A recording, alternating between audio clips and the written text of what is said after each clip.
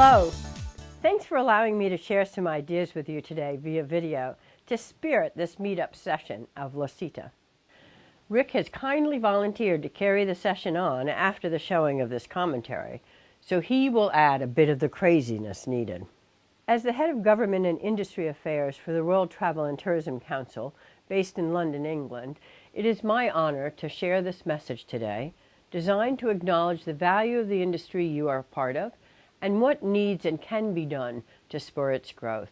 Just briefly, our council is comprised of 130 CEOs of the leading global companies dedicated to raising the awareness of travel and tourism as one of the world's largest industries. Simply put, WTTC advocates partnership between the public and private sectors, delivering results that match the needs of economies, local and regional authorities, and local communities with those of business. Our industry delivers. You make the deals, the travelers plan, the destinations entertain, and the country gets the benefits, revenues, jobs, investments. Easy enough. But do you actually ever reflect on the bigger picture of what this industry is really about? What your businesses are really contributing to? The facts are strong. Travel and tourism produces 9% of the global GDP, 1 in 11 jobs, or 260 million strong, 5% of investments, and 5% of world exports. Not bad for an industry comprised of small and medium-sized enterprises. The bigger picture is of world trade, jobs generation, and community pride. That should give you good reason to celebrate what you do. Ever think about how you represent an export in the balance of trade when you bring travelers or send travelers across borders? Since it is impossible to send one's country out like we send gadgets, or to outsource the workforce that delivers the travel and tourism experience, whether for leisure or for conventions, we are considered an export service industry. Yes, the bean counters of the world qualify the money that is spent by the foreign traveler in the country being visited and the airfare paid to the national carrier to get to that country as an export. No gadgets involved, just the expenses for the experience, the receipts. This is a little known or understood benefit of our industry among leaders and our own industry businesses for that matter. And we command a 5% share of all global exports. Oh, and a 30% share of global services exports. So who cares, you ask? Well, you should, because looking at the bigger picture allows you to understand the world around you a bit better and the realm of your contribution. It should give you a source of pride in how you are adding to global growth and economic health and development. Also, it helps to know that when things are tough, it's not just because there is something wrong that you are doing. It could indeed be the world condition. 2008 remind you of that? So now let's go beyond the numbers to think of some of the other intrinsic contributions that travel and tourism is really doing for this globe of ours. We have disputes all over.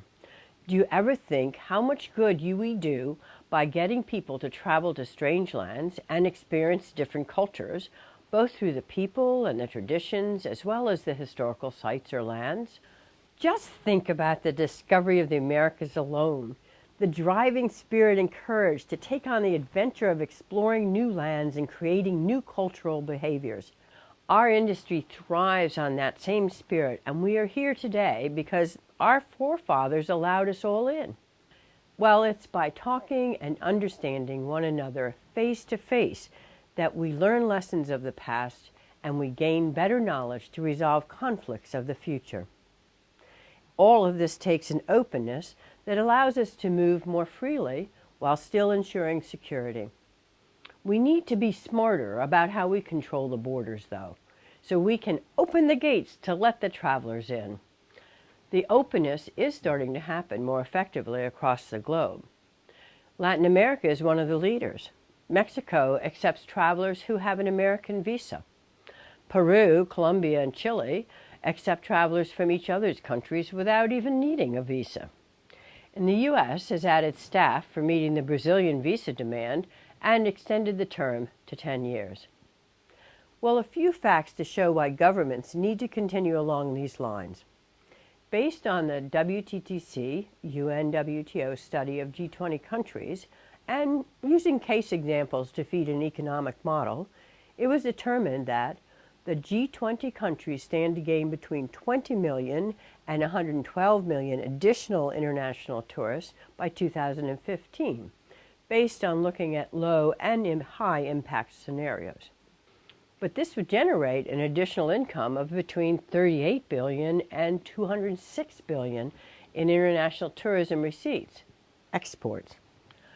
And it would create between 560,000 and 3.1 million additional jobs directly in the tourism sector. But these are not the only numbers, though. The openness factor actually has been showing great progress. At the beginning of 2008, destinations requested a traditional visa from an average of 77% of the world's population. By 2013, this percentage has gone to 64%. That's a beginning, yes, but the job is not done. You need the governments to move the needle for you by continuing to open the gates. That takes pushing, though. Shoulder to shoulder, the industry must work together, big companies with small companies, large and small organizations, to give one voice, to not let governments rest. Think about working from some of these principles to spread one coherent set of 5 messages. 1. Travelers are customers, not criminals. Governments need to use us for our customer service expertise. 2. Small steps are good. Each change should be heralded and encouraged further by governments. 3. Industry can be a facilitator for more efficient processes and for customer service training for officials. We are used to being on the front line with customers and having developed technological solutions to even manage them. 4. Transparency and timeliness are key. Just tell the travelers clearly what they need to do and make it easier, faster, and more reasonable. 5. Technology is the answer. It makes it a win-win situation, and our industry has historically led the way by using technology for reservations, among many other aspects of our distribution. Well, this is good stuff, as they say in England, but it's not just about opening the gates. It's making it affordable. Travel and tourism should be for everyone, not just the rich or the burgeoning middle class in some regions like Asia.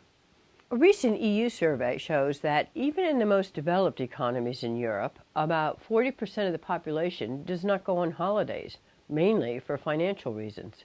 We need to encourage deals that enable the benefits to be gained from a larger portion of the populations being able to travel. Economic, productivity, health, cultural pride in just sharing the stories of the latest holiday, among others.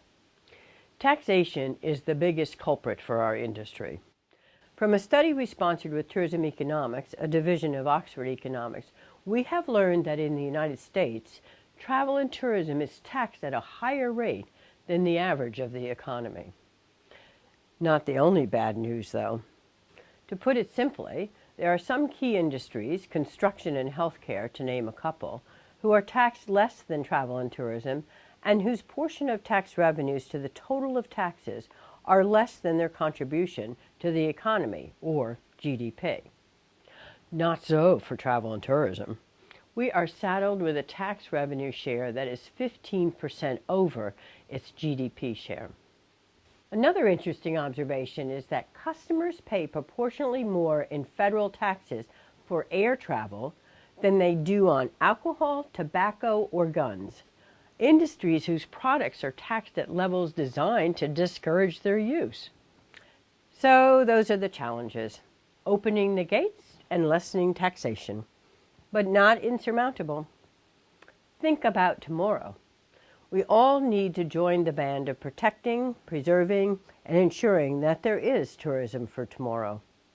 We are already facing exponential growth of travelers based on the realities of forecasts, and we need to manage this growth. We need again to work together, to measure, to determine ahead of time, to plan for ensuring the growth does not overrun our industry's assets and benefits. We each do our part, but we need to toot our horns better. We are frequently the brunt of negative perceptions that we are destroying what we are selling. Yet there are heroes among us, as so many are doing so much to engage the community, restore what is needed, fashion new ways to protect, and bring community pride to those who are engaged in our industry. Again, through measuring, assessing, and planning for the impacts of our industry, we can make heroism the norm. Heroes, one and all. Just remember, you are part of a much bigger picture, the part that could bring peace to so many corners if we just open up in even bigger ways. Today I wanted to share a wider view, some newer insights on how what you do is so important, and to underscore that education through travel brings about trust and better understanding. We can share the heart of one's heritage no matter what the language, and we can learn to laugh together as our common language. So meet today, make your deals, respecting your individual cultural styles as you negotiate, and get to know each other.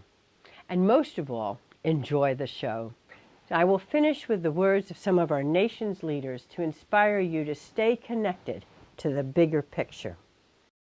I actually believe that by simply expanding tourism and doing it in a way that is good economics to create opportunity wherever people go, that promotes stability and fights to save the climate,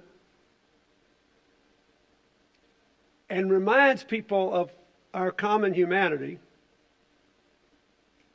can have a profoundly positive impact not only on every economy, but on whether the 21st century world is a story of interdependence which leads to more conflict, or interdependence which leads to more cooperation. What I have seen is that peace works better than conflict, and one of the best manifestations of it is in travel and tourism. Most of the conflicts that happen in the world today happen through the abuse of religion for political ends. And the need for people to cooperate and understand each other across the cultural and faith divide has never been stronger. And to do that, we need to know about each other, because it is ignorance that breeds fear and fear that breeds conflict. And it's knowledge that opens our mind to others.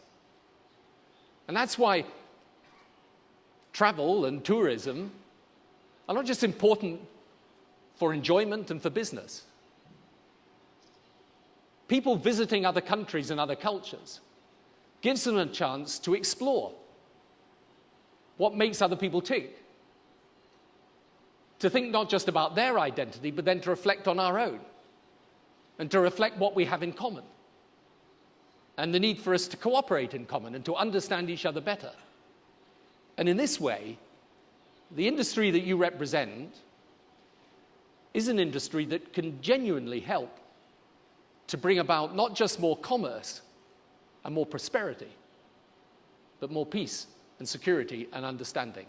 I remember in 1998 I was in Peru, and I was serving as the Minister of Tourism for the United States in a meeting with 18 other ministers of tourism for the Asia-Pacific Economic Cooperation Economies, APEC. Well, we journeyed an hour outside of Lima to see an archaeological site, and the President of Peru was to meet us there. So to provide a waving greeting to all, over 100 school children lined an unpaved country road, fully dressed in their school uniforms, in 90-degree sunshine. I'm saying no shade in sight. They had been standing in this line for over 2 hours, waiting. Well, as the van we were in stopped at the site to take pictures from the windows, I got out and walked over to the line of children instead, to thank them for their greeting. Suddenly, they broke rank, and they came running forward, totally surrounding me with their excitement of giggles and hugs and pleas for pictures together. Oh, the rest of the ministers saw this, and they quickly got out of the vans to join in the joyful experience. Yes, we all connected for but a moment, but our hearts filled with their laughter has lasted forever. Well, that's what our industry is truly about.